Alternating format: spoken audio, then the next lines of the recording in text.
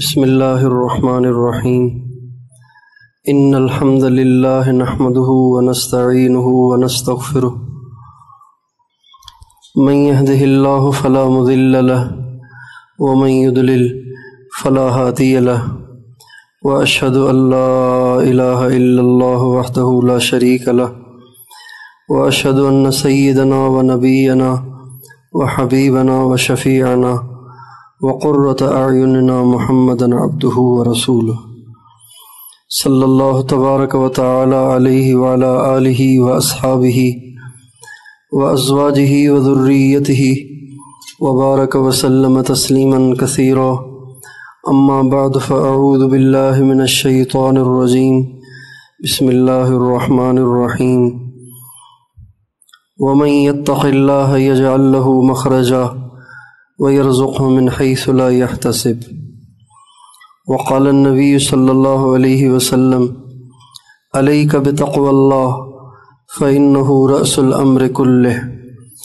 سبحان ربک رب العزت عما یصفون وسلام علی المرسلین والحمد للہ رب العالمین اللہم صل علی سیدنا محمد وعلی آل سیدنا محمد وبارک وسلم۔ میرے محترم دوستوں اور بھائیوں بزرگوں، جس علم کے لیے آپ حضرات یہاں جمع ہیں، جس علم کے لیے آپ حضرات یہاں جمع ہیں، اس علم میں کمال اور اس علم میں نور اور اس علم کے ساتھ عمل اور اس علم کے ساتھ قبولیت صرف اور صرف اس کو حاصل ہوگی کہ جس کے پاس تقویٰ کی دولت ہو۔ اگر آپ چاہتے ہیں کہ آپ کے علم میں رسوخ ہو اور آپ کے علم میں نور ہو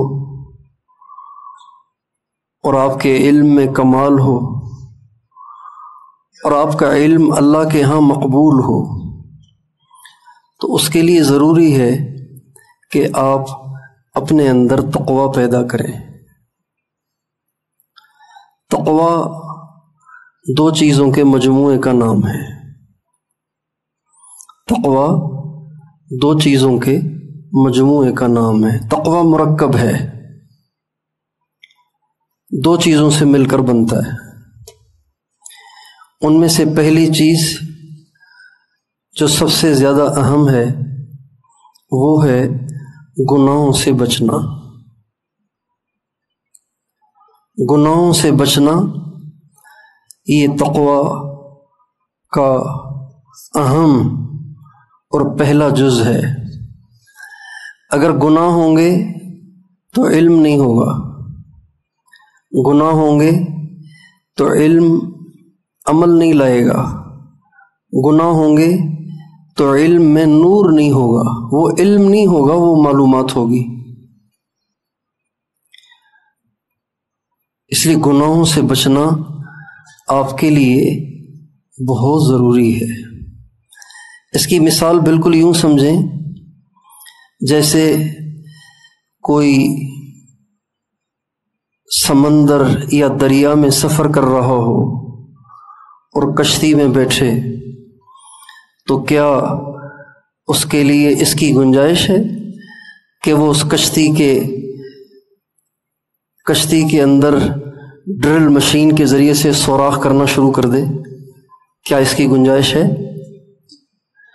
اگر کشتی میں سفر کر رہا ہے اور ڈرل مشین بھی ساتھ لیے اس میں سوراخ کر رہا ہے تو یہ کیسے پار پہنچے گا؟ یہ تو ڈوب جائے گا، ہلاک ہو جائے گا، اس کی کشتی کبھی کنارے نہیں لگے گی، یہ ڈوب جائے گا۔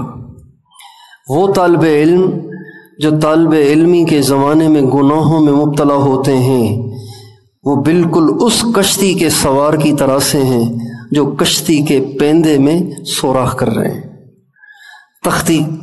کشتی کا تختہ توڑ رہے ہیں۔ جب خضر علیہ السلام نے کشتی کا تختہ توڑا تو موسیٰ علیہ السلام نے کہا یہ آپ کیا کر رہے ہیں؟ کیا آپ یہ چاہتے ہیں کہ ہم سب ڈوب جائیں؟ تو گناہوں کی مثال بالکل ایسی ہے جیسے کشتی میں سوراخ۔ گناہ کرنے والا طالب علم بہت پریشان ہوتا ہے۔ گناہ کرنے والے طالب علم کا مستقبل بڑا تاریک ہوتا ہے۔ گناہ کرنے والے طالب علم کا مستقبل بڑا پریشان کن ہوتا ہے۔ گناہ کرنے والا طالب علم فراغت کے بعد بہت ذلیل ہوتا ہے، بہت خوار ہوتا ہے، بڑے دھکے کھاتا ہے، جو طالب علمی کے زمانے میں گناہ کرتا ہو۔ اور طالب علمی کا زمانہ عموماً چونکہ جوانی کا زمانہ ہے اور جوانی میں گناہوں کی طرف رجحان زیادہ ہوتا ہے، تو یہ ایک امتحان ہے، یہ ایک آزمائش ہے۔ اللہ تعالیٰ آزماتا ہے کہ اس کو قرآن میں لطف آتا ہے یا اس کو گناہوں میں لطف آتا ہے۔ اللہ چیک کرتا ہے۔ گناہوں میں بھی ایک لطف ہے نا، مزہ ہے، اور قرآن میں بھی ایک لطف ہے، نماز میں بھی ایک لطف ہے، ذکر میں بھی ایک لطف ہے، علم کے تکرار میں بھی ایک لطف ہے، علم کے مطالعے میں بھی ایک لطف ہے۔ اللہ تعالیٰ یہ چیک کرتے ہیں کہ اس طالب علم کو لطف کہاں ملتا ہے۔ جہاں لطف ملتا ہے اللہ اس کو وہیں دھکیل دیتے ہیں۔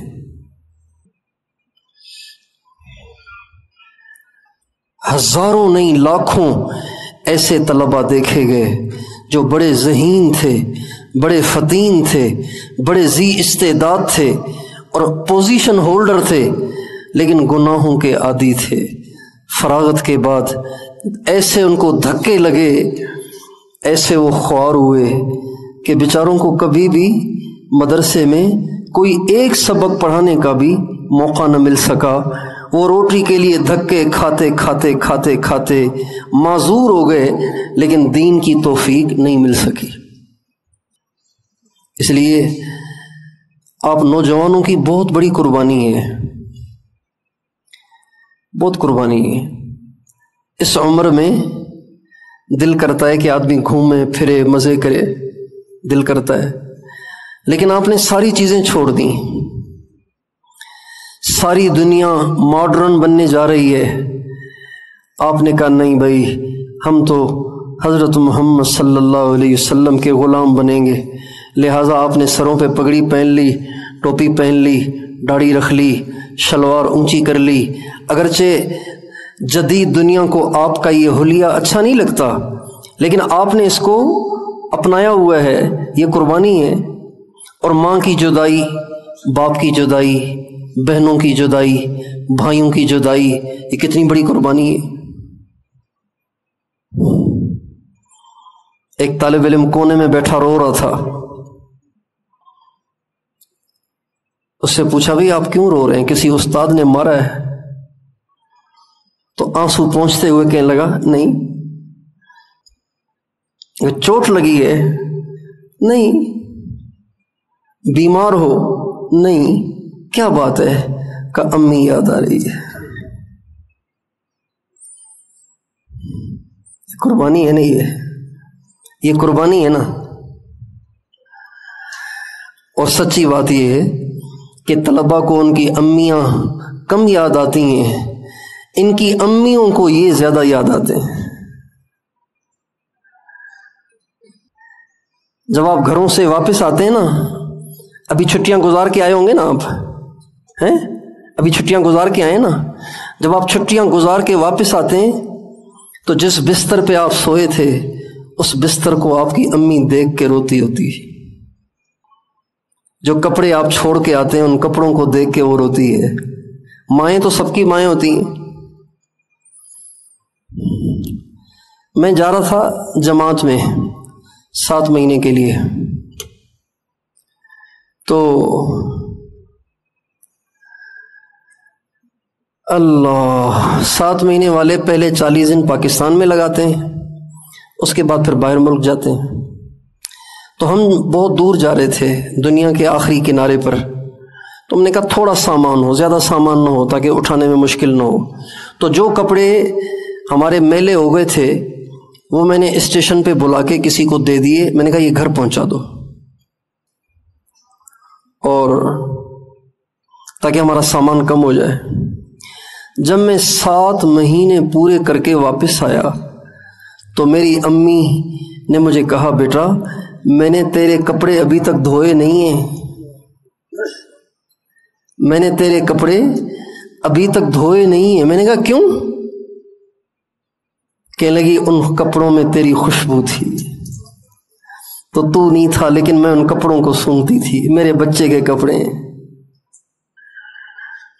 تو یہ میری ماں نہیں، آپ سب کی مائیں ایسی ہوتی ہیں، مائیں سب کی ایسی ہوتی ہیں۔ تو یہ کتنی بڑی قربانی ہے۔ جب آپ باپ بنیں گے نا، جب آپ خود باپ بنیں گے پھر آپ کو احساس ہوگا کہ اپنے جگر گوشے کو اپنی نگاہوں سے اوجھل کرنا کتنا مشکل ہے۔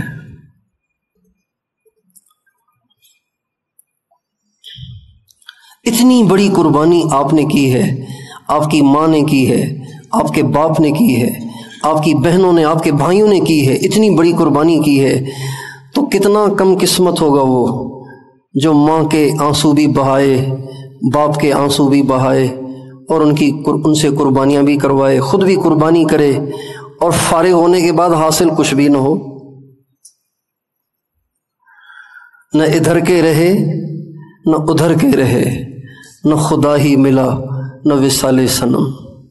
اس کی مثال بالکل ایسی ہو گئی اس طالب علم کی جو طالب علمی کے زمانے میں گناہ کرتا ہے، اس کی مثال بالکل ایسی ہو گئی کہ آئے تھے اللہ کو پانے کے لیے، اللہ بھی نہیں ملا، دنیا بھی نہیں ملی، اس لیے کہ 8 سال تو مدرسے میں پڑے رہے، باہر ہوتے تو کاروبار کرتے، کوئی جاب کرتے، کچھ کماتے، کوئی شادی ہو جاتی، نہ یہ ہوا نہ وہ ہوا، نہ ادھر کے رہے نہ ادھر کے رہے، نہ خدا ہی ملا نہ وصال صنم، خسرت دنیا والآخرہ۔ اس لیے آپ سارے نوجوانوں سے درخواست ہے اللہ کے واسطے گناہوں سے بچیں۔ یہ 2023 چل رہا ہے، 2023 چل رہا ہے، اور آج کے دور میں گناہوں سے بچنا بہت مشکل ہو گیا ہے۔ تو گناہ سے بچنا جتنا مشکل ہوگا اتنا زیادہ گناہ کو چھوڑنے میں اللہ کا قرب زیادہ ملے گا۔ جتنا مشکل ہوگا اتنا اجر زیادہ، جتنا مشکل ہوگا اتنا اللہ کا قرب زیادہ۔ آج گناہوں سے بچنا مشکل ہے، انٹرنیٹ نے گناہوں کو اتنا آسان کر دیا ہے کچھ نہ پوچھو۔ انٹرنیٹ نے گناہ کو سستا بھی کر دیا ہے، آسان بھی کر دیا ہے، اور اس انٹرنیٹ کی خباثت نے اور انٹرنیٹ کی نحوست نے صرف یونیورسٹیوں کو متاثر نہیں کیا ہے، صرف بازاروں کو متاثر نہیں کیا ہے، یہ ہماری مقدس 4 دیواریاں جہاں سارا دن قال اللہ اور قال الرسول کی صدائیں گونجتی ہیں، ان مقدس اور پرنور 4 دیواریوں کو بھی اس انٹرنیٹ کی نحوست نے متاثر کر دیا ہے۔ جوانوں کی جوانیاں ضائع ہو رہی ہیں، ان کی تنہائیاں ناپاک ہو گئی ہیں، ان کی تنہائیاں، ان کی خلوتیں ناپاک ہو گئی ہیں۔ جوان اپنی تنہائی میں اپنے پر کنٹرول نہیں کر پاتا۔ اس لیے اگر آپ چاہتے ہیں کہ آپ کی کشتی پار لگے تو سوراخ نہ کرو، گناہ نہ کرو، احتیاط سے چلو، دھیان سے چلو، تقوی سے چلو، اللہ کے خوف سے چلو، اللہ دیکھ رہا ہے۔ اگر تقوی آپ نے طالب علمی کے زمانے میں اپنے اندر پیدا کر لیا نا تو پھر روٹی کے لیے پریشان نہ ہونا، متقین کو اللہ پالتا ہے۔ متقین کو اللہ کیا کرتا ہے؟ سب بتائیں۔ متقین کو اللہ پالتا ہے، بادشاہوں کی طرح سے پالتا ہے، عزت سے پالتا ہے۔ اللہ تعالیٰ فرماتے ہیں وَمَن يَتَّقِ اللَّهَ يَجْعَل لَّهُ مَخْرَجًا وَمَن يَتَّقِ اللَّهَ يَجْعَل لَّهُ مَخْرَجًا وَيَرْزُقْهُ مِنْ حَيْثُ لَا يَحْتَسِبُ۔ جو متقی ہوتا ہے اللہ اس کو ہر پریشانی سے نکالتے ہیں اور اس کو ایسی جگہ سے رزق دیتے ہیں جہاں سے اس کو گمان بھی نہ ہو۔ رزق میں بیوی بھی ہے، رزق میں مکان بھی ہے، رزق میں روٹی بھی ہے، رزق میں کپڑے بھی ہیں، رزق میں سواری بھی ہے۔ یہ ساری چیزیں رزق ہیں۔ اللہ فرماتے ہیں میں دوں گا، گناہوں سے بچیں۔ حضرت عمر رضی اللہ تعالیٰ عنہ نے حضرت ابی بن کعب رضی اللہ تعالیٰ عنہ سے پوچھا کہ ابی، یہ تقویٰ کیا ہے؟ تقویٰ کیا چیز ہے؟ انہوں نے فرمایا امیر المومنین، کبھی آپ ایسے راستے سے گزرے ہیں جو راستہ تنگ ہو، پتلا ہو، اور اس کے ادھر بھی کانٹے دار جھاڑیاں ہوں اور ادھر بھی کانٹے دار جھاڑیاں ہوں، ایسے پتلے راستے سے کبھی آپ کا گزر ہوا ہے؟ فرمایا ہاں۔ کہ آپ کیسے گزرتے ہیں؟ کہ بڑی احتیاط سے، ادھر سے بھی دامن بچاتا ہوں، ادھر سے بھی دامن بچاتا ہوں، کہیں میرا دامن کسی جھاڑی میں الجھ نہ جائے۔ تو فرمایا اسی کا نام تقویٰ ہے کہ دنیا میں چلو اس طرح سے کہ ادھر سے بھی بچو کہیں گناہ نہ ہو جائے، ادھر سے بھی بچو کہیں گناہ نہ ہو جائے۔ اسی طرح گناہوں سے بچتے بچتے اور اپنے نفس پہ چھریاں پھیرتے پھیرتے چلے جاؤ تو اللہ کے ہاں پھر بڑے مزے ہیں۔ چنانچہ اللہ تعالیٰ فرماتے ہیں ان للمتقین مفازا حدائق واعنابا وکواعب اترابا وکأسا دہاقا لا يسمعون فیہا لغوا ولا کذابا۔ یہ سب متقیوں کے لیے۔ ان للمتقین عند ربهم جنات النعیم ان المتقین فی جنات ونعیم ان المتقین فی جنات وعیون۔ یہ سب متقیوں کے لیے ہے۔ یوم نحشر المتقین الی الرحمن وفدا۔ محشر میں جب لوگ پیش ہوں گے نا، جب قبروں سے اٹھیں گے تو کچھ لوگ پیدل جائیں گے اور کچھ لوگوں کو فرشتے گھسیٹ کر لے جائیں گے، اور کچھ لوگوں کو دولہے کی طرح سواریوں پہ بٹھا کے لے جائیں گے۔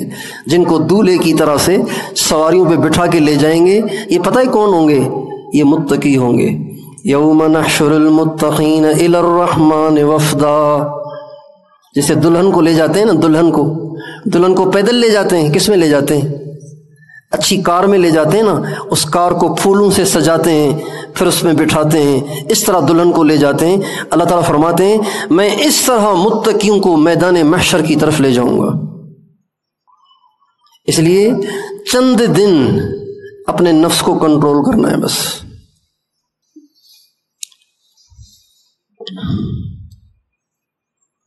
نظر، زبان، کان، شرمگاہ، دل، سوچ، ان ساری چیزوں کو گناہوں سے بچانا ہے۔ سوچنا بھی نہیں ہے، سر جھکا ہوا ہے اور سوچ رہا ہے گناہ کو، یہ بھی نہیں۔ اگر آپ تقویٰ اختیار کریں گے، اللہ تعالیٰ آپ کو علم میں کمال دیں گے، علم کا نور دیں گے۔ علم کا نور کیا ہے؟ علم کا نور یہ ہے کہ علم دل پر اثر کرے۔ علم کا نور یہ ہے کہ علم دل پر اثر کرے۔ اگر علم دل پر اثر نہیں کر رہا تو اس کا مطلب ہے علم نہیں ہے، معلومات ہے، علم نافع نہیں ہے۔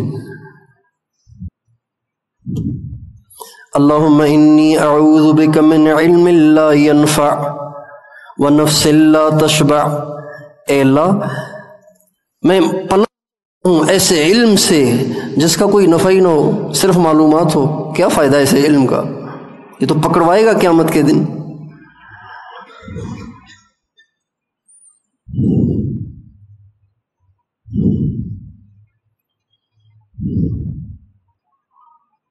گناہوں سے بچنا ہے۔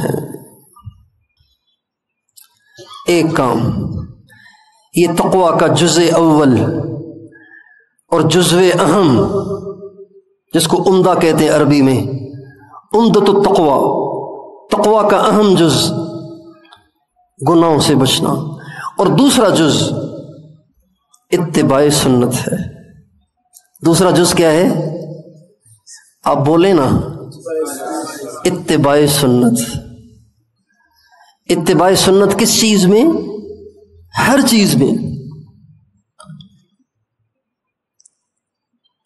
بولنے میں، چلنے میں، کھانے میں، پینے میں، اٹھنے میں، بیٹھنے میں، لباس میں، گفتار میں، کردار میں، اطوار میں، عادات میں، سونے میں، جاگنے میں، غمی میں، خوشی میں، رویے میں، سلوک میں، معاشرت میں، معاملات میں، ہر چیز میں اتباع سنت۔ یہ جزو ثانی ہے تقویٰ کا۔ آج نبی کی سنت لاوارث ہو گئی ہے۔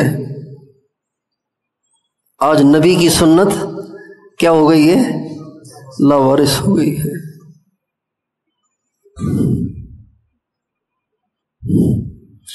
آج جو اس کو اچھا نہیں سمجھتے وہ تو ویسے ہی نہیں اپناتے، جو اس سنت کو اچھا سمجھتے ہیں وہ بھی نہیں اپناتے۔ طالب علموں کی شلواروں کے پانچے بھی ٹخنوں سے نیچے جا رہے ہوتے ہیں۔ طالب علم بھی پگڑی پہنتے ہوئے آر محسوس کرے، اور طالب علم بھی تکبیر اولیٰ کا اہتمام نہ کرے، اور طالب علم بھی تہجد میں نہ اٹھے، اور طالب علم بھی ساری رات سوتا رہے، طالب علم بھی مسواک کا اہتمام نہ کرے، اور طالب علم بھی کھانے پینے میں سنت کا لحاظ نہ کرے، بول چال میں سنت کا لحاظ نہ کرے، تو بتائیے دنیا میں کون چلے گا سنت پر؟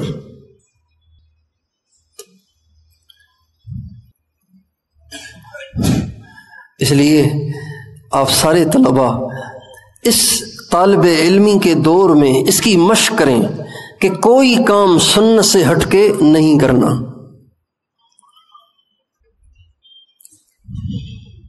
ماشاءاللہ کافی ساروں نے پگڑیاں پہنی ہوئی ہیں۔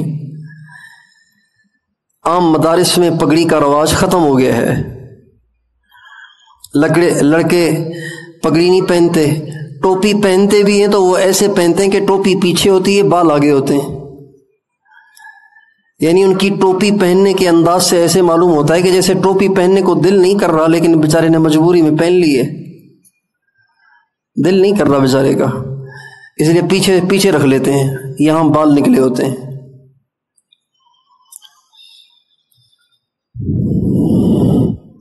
اتباع سنت۔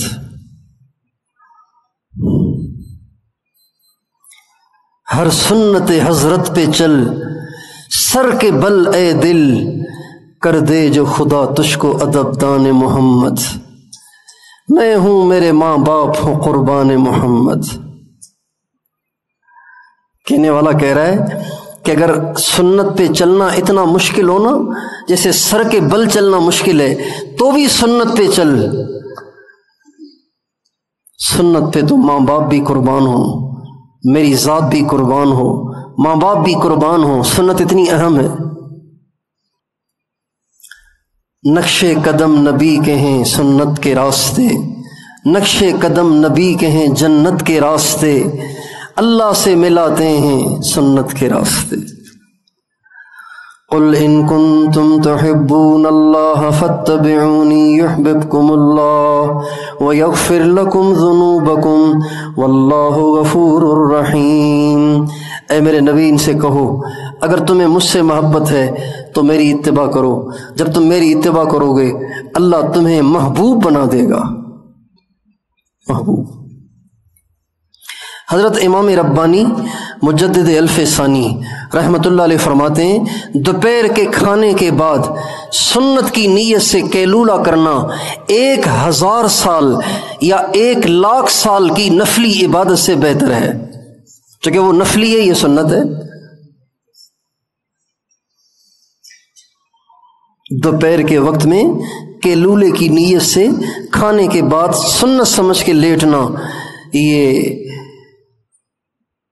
1000,00,000 سال کی نفلی عبادت سے بہتر ہے۔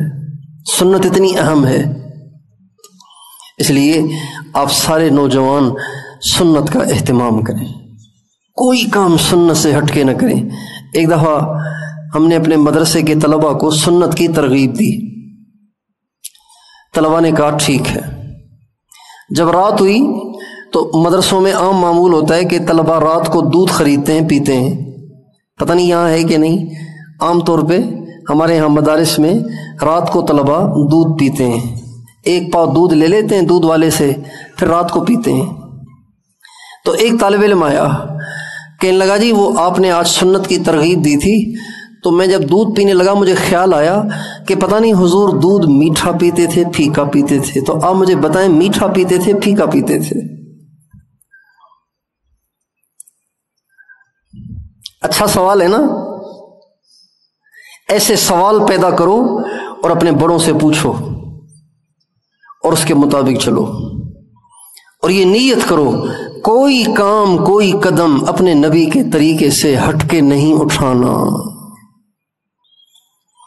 ایک اور طالب علم آیا، جی آپ نے آج سنت کی ترغیب دی تھی، میں نے دودھ پینا ہے، تو مجھے خیال آیا کہ پتہ نہیں حضور دودھ ابال کے پیتے تھے یا کچا پیتے تھے؟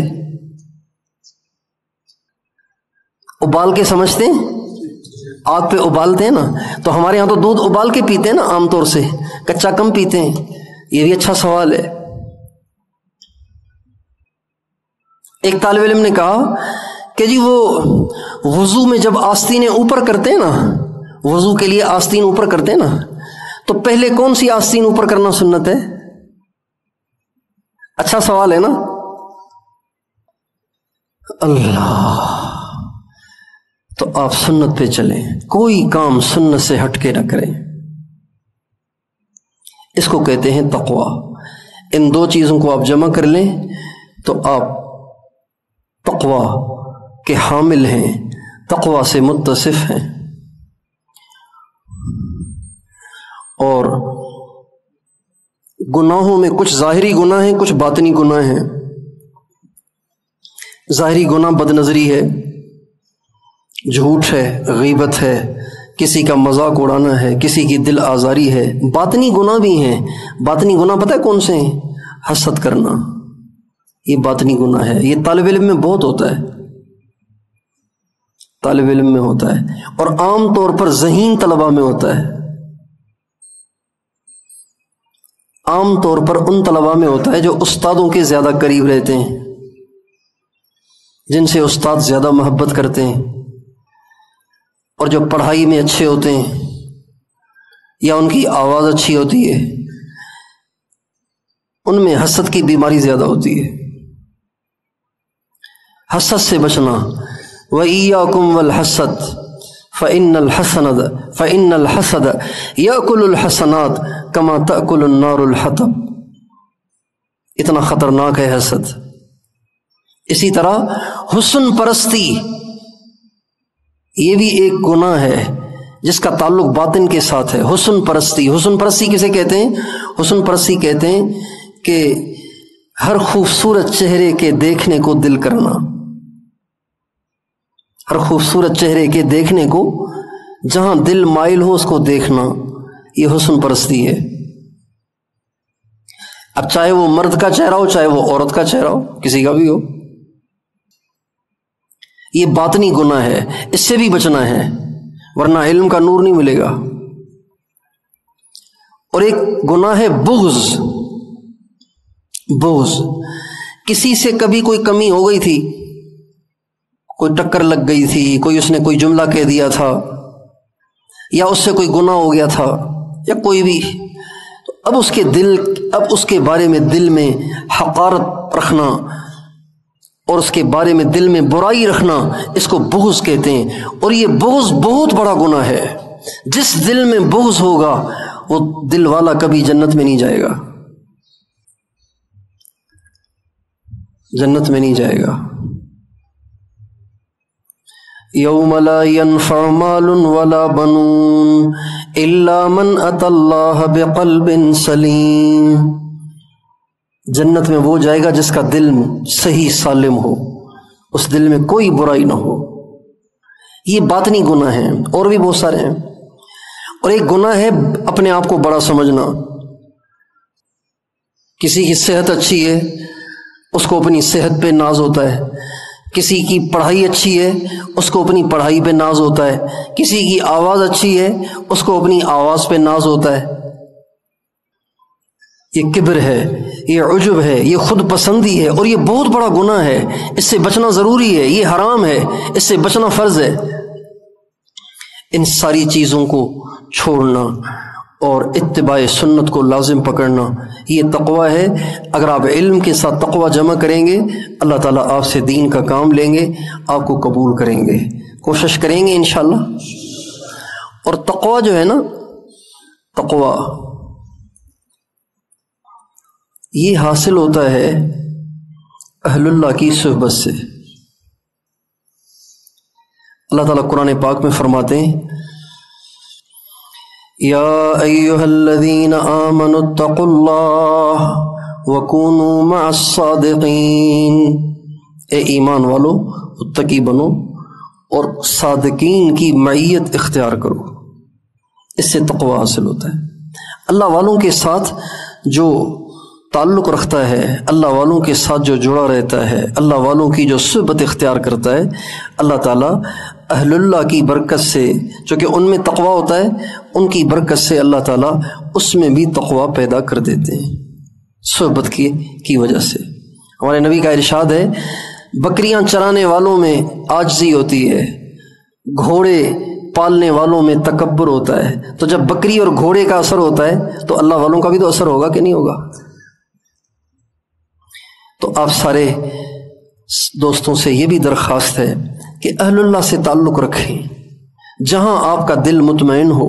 آپ کے آس پاس بہت اللہ والے ہیں، جس اللہ والے پہ آپ کا دل مطمئن ہو اور جس سے آپ کو استفادے کا یقین ہو، ان سے تعلق رکھیں، ان کی صحبت میں آنا جانا رکھیں، ان کی رہنمائی میں چلیں، انشاءاللہ آپ کو اس سے تقوی حاصل ہوگا۔ کوشش فرمائیں گے انشاءاللہ۔ اللہ تعالیٰ مجھے اور آپ کو توفیق عطا فرمائے۔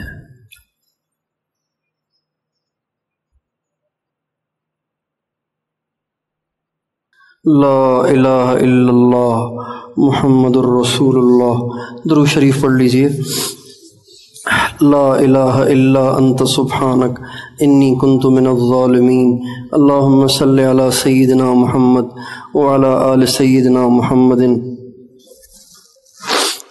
وبارک وسلم تسلیما کثیرا۔ اے اللہ، اے کریم آقا، ہم تیرے گناہ گار خطا کار، گناہوں میں ڈوبے ہوئے تیرے بندے تیرے سامنے حاضر ہیں، اپنے گناہوں کی آپ سے معافی چاہتے ہیں۔ اللہ، اپنے گناہوں کا اقرار کرتے ہیں۔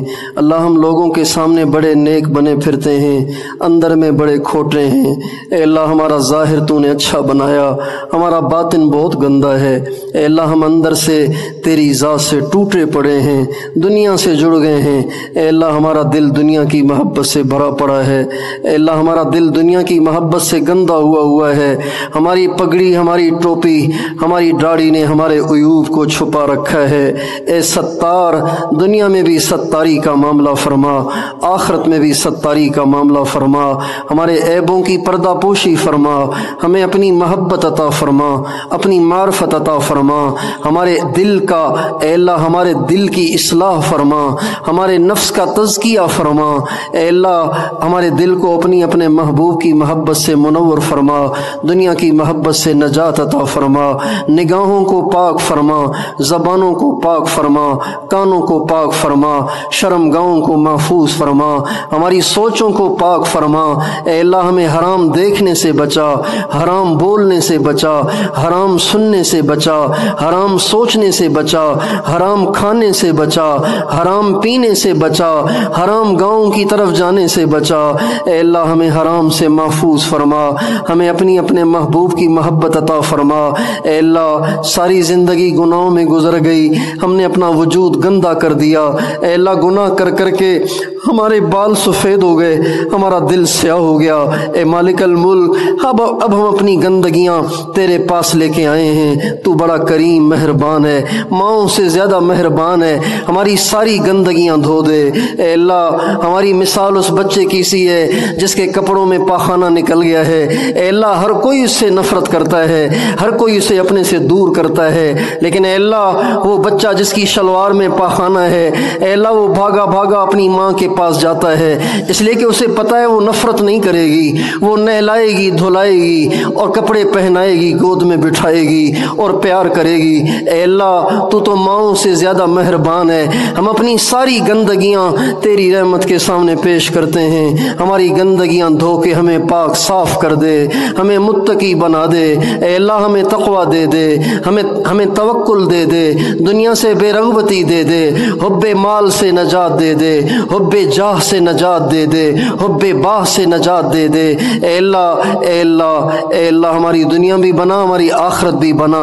اے اللہ یہ مدرسے کے نوجوان طلباء بڑی قربانی کے ساتھ اس چار دیواری میں اے اللہ تجھے راضی کرنے کے لیے آ پڑے ہیں۔ اے اللہ ان کی ماؤں نے ان کو رخصت کرتے وقت آنسو بہائے، ان کے باپ نے ان کو اے اللہ آخری وقت میں گلے لگا کے آنسو بہائے۔ اے مالک الملک ان میں سے کتنے غریب ہوں گے جن کے باپ بڑی مشکل سے ان کے خرچے اٹھا پاتے ہوں گے۔